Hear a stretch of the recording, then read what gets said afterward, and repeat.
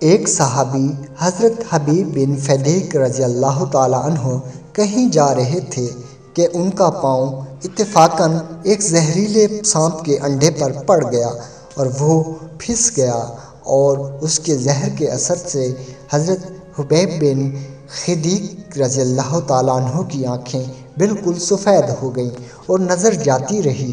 یہ حال دیکھ کر ان کے والد بہت پریشان ہوئے اور انہیں لے کر حضور صلی اللہ علیہ وآلہ وسلم کی خدمت میں پہنچے۔ حضور صلی اللہ علیہ وآلہ وسلم نے سارا قصہ سن کر اپنا تھوک مبارک ان کی آنکھوں میں ڈالا تو حضرت حبیب بن فدیک کی اندھی آنکھیں فوراً روشن ہو گئیں اور انہیں نظر آنے لگا۔ راوی کا بیان ہے کہ میں نے خود حضرت فدیک کو دیکھا۔ اس وقت ان کی عمر 80 سال کی تھی اور آنکھیں تو ان کی بالکل سفید تھیں، مگر حضور کی تھوک مبارک کے اثر سے نظر اتنی تیز تھی کہ سوئی میں دھاگا ڈال لیتے تھے۔ ناظرین کرام، امید ہے یہ ویڈیو پسند آئی ہوگی۔